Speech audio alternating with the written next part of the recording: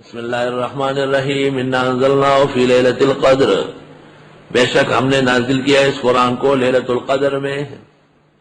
وما ادراک ما لیلۃ القدر، آپ کو کیا پتا ہے لیلۃ القدر کیا ہے؟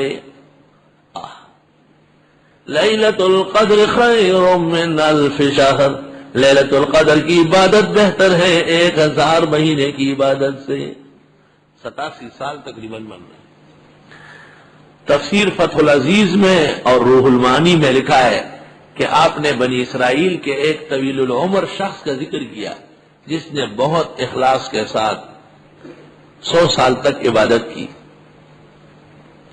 دوسری طرف آپ کا ارشاد ہے عمری و عمر امتی ما بین 60 الی 70، میری اور میری امت کی عمر 60-70 سال کے لگ بھگ ہے۔ وَأَقَلُّهُمْ مَن يَتَجَاوَزُ عَن ذَلِكَ، بہت کم لوگ آگے بڑھیں گے۔ حضرت بنوری 3 سال آگے بڑھے تھے، مولانا لطف اللہ صاحب 4 سال آگے بڑھے ہیں، 7 سال۔ حضرت مولانا عبداللہ درخواستی 108 سال میں فوت ہوئے، مولانا عزیر گل صاحب 114 سال میں فوت ہوئے، اورنگزیب عالمگیر 97 سال میں فوت ہوئے، حضرت شیخ الاسلام مولانا حسین احمد صاحب 88 سال میں فوت ہوئے، اور مولانا اشرف علی اور مولانا غلام غوث یہ سب کے سب آگے بڑھے۔ مفتی محمود 62 سال میں فوت ہوئے، اقل عمر ہے وہ۔ مولانا انور شاہ سے 59 سال میں فوت ہوئے، 60 سے بھی کم۔ آپ نے فرمایا میری اور میری امت کی عمر 60-70 کے لگ بھگ ہوگی اور بہت کم لوگ آگے بڑھیں گے، تو امت کی عمر بہت کم ہے، ہم ایسی عبادت کیسی کرے جیسے وہ عابد و زاہد اسرائیلی کر چکا تھا۔ صحابہ کو رشک آیا بہت زیادہ، اللہ نے ان کے حال پر احسان فرمایا اور ایک ایسی رات عطا فرمائی جس ایک رات کی عبادت وہ 87 سال کے برابر ہے۔ لیلۃ القدر جس کو فارسی میں کہتے ہیں شب قدر، مولانا روم فرماتے ہیں کہ خواجہ چھجوئی یز شب قدر نشانی، ہر شب شب قدرست اگر قدر بدانی۔ کیا شب قدر کرتے ہو؟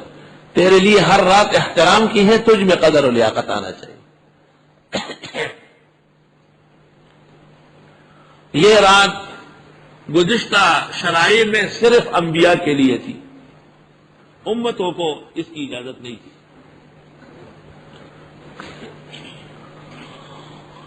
اور امت محمدیہ کو اولاً سال بھر میں دی تھی۔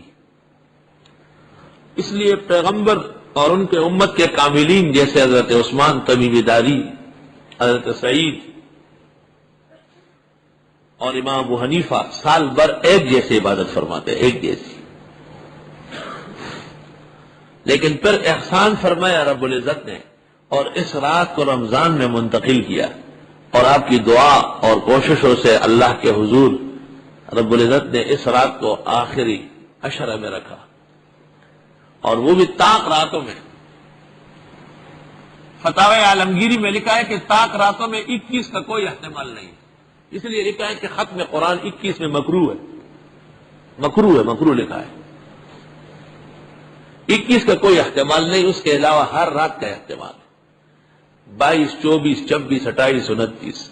ابن قیم نے زاد میں کہا ہے کہ طاق راتوں کا پتہ آخر میں چلے گا، اگر مہینہ 30 کا نکلا تو طاق راتیں ہو گئی 23، 25، 27، 29، لیکن اگر رمضان کا مہینہ 29 کا نکلا تو طاق راتیں ہیں 22، 24، 26، 28۔ اس لیے ہر رات عبادت کو مولانا روم کہتے ہیں کہ ہر رات کو عبادت کرو۔ بخاری شریف میں ہے کہ رب العزت نے آپ کے ساتھ وعدہ کیا تھا کہ بس متعین کر کے دے دیتے، اور آپ بڑے خوش گھر سے نکلے۔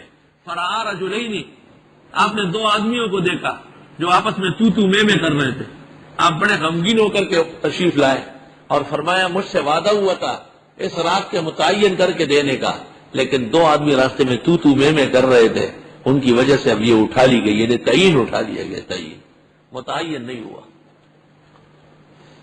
اب سوال یہ ہے کہ وہ 2 صحابہ تھے، مسلم تھے، مخلص تھے، جان نثار تھے، رضی اللہ عنہم تھے، اور ان کے شور کرنے سے فرمایا اور ان کے تو میں کرنے سے لیلۃ القدر کی تعین ختم ہو گئی، تو بزرگ راتوں میں جو بدعتیوں کی مسجدوں میں قیام اللیل کی جماعتیں ہوتی ہیں مکروہ تحریمی، ذکر بالجہر ہوتا ہے، ورفع الصوت فی المسجد حرام ولو بالذکر، قاری مرقات شرح مشکات میں لکھتے ہیں۔ تو جب تک دنیا کے اندر یہ مبتدئین موجود ہے کسی کو لیلۃ القدر ملنا بظاہر مشکل ہے۔ لیلۃ القدر کے لیے پہلے اس قسم کے بونکاروں کو ہٹانا پڑے گا اور ان کو شریعت کے زاویے میں لانا پڑے گا۔ ایک مسئلہ اور ہے، وہ یہ کہ لیلۃ القدر ایک ہے یا کئی ہے، تو راجح قول یہ ہے کہ کئی ہے، یعنی پاکستان کے اندر پاکستان کے رمضان کے اعتبار سے اور سعودی عرب میں سعودی عرب کے رمضان کے اعتبار سے جس طرح نمازوں کے اوقات بدل سکتے ہیں اور طلوع آفتاب میں فرق ہو سکتا ہے، لیلۃ القدر میں بھی فرق ہو سکتا ہے۔ ممکن ہے جب ان کی 23 ہو تو جب ہماری 23 ہو تو ان کی 22 ہو، اس طرح ہو، لیکن تعدد لیلۃ القدر محدثین مفسرین کے مسلمہ ہے۔ اس سے یہ امکان پیدا ہوتا ہے کہ یہ جو بدعت اور خرافات ہے ان کے مرتکبین کو تو محرومی ہے، لیکن اہل حق جن کی مساجد میں ہر طرح سکون و سنت کا اجراء و اشاعت ہے اور نفاذ ہے، اللہ ان کو یہ مقدس رات نصیب فرمائے۔ لیلۃ القدر خیر من الف شہر، لیلۃ القدر بہتر ہے 1000 مہینے کی عبادت سے، یعنی اس رات کو جو عبادت کر لے۔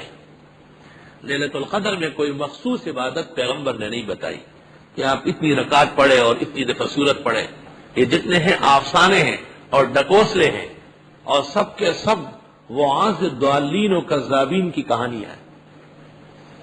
لیلۃ القدر انہی راتوں کی طرح ایک رات ہے جس میں 20 رکعت تراویح ہے اور وتر باجماعت ہے۔ اگر کوئی مخصوص عبادت ہوتی تو حکم ہو جاتا کہ لیلۃ القدر کی تلاش میں آخری عشرے کے اندر وتر باجماعت نہ پڑھا کرے، کیونکہ وتر باجماعت پڑھنے کے بعد صبح صادق تک نہ قیام اللیل ہے اور نہ تہجد ہے۔ فیض الباری جلد 2 صفحہ 420 امام النصر مولانا انور شاہ نے محمد ابن نصر مروزی کے حوالے سے لکھا ہے کہ سلف صالحین رمضان میں تراویح اور وتر پڑھنے والے کو قیام اللیل اور تہجد سے منع فرماتے تھے، اور تحاوی میں ہے کہ صحابہ و تابعین کی ایک جماعت وتروں کے بعد نفل پڑھ کر فرماتے تھے کہ وتر اور اس سے پہلے کی عبادات چھٹ گئی، سب بیکار ہو گئی، آپ نے اس کے بعد نوافل پڑھے۔ مضبوط مسئلہ ہے لیکن کمعقل لوگوں کی وجہ سے کمزور ہو گئے۔ لیلۃ القدر خیر من الف شہر، اگر میں نے فیض الباری کا اس سے پہلے کوئی اور حوالہ دیا تو وہ غلط ہے، آج دیکھ کے آیا ہوں۔ فیض الباری جلد 2 صفحہ 420 ہے، شاید بعض نسخوں میں 424 ہو۔ تنزل الملائکۃ والروح فیہا بإذن ربہم، اترتے ہیں فرشتے اور مقدس روح یعنی جبریل یا روح الارواح یا ارواح مراد جن سے روح، اس رات کے اندر اللہ کے حکم کو لے کر من کل امر، ہر طرح احکام لے کر، سلام، یہ پوری رات سلام سے بھری رہتی ہے، لوگوں پر سلام پڑھا جاتا ہے فرشتوں سے اللہ کی طرف سے، یہ رات حتی مطلع الفجر، یہاں تک کہ صبح صادق داخل ہو جائے۔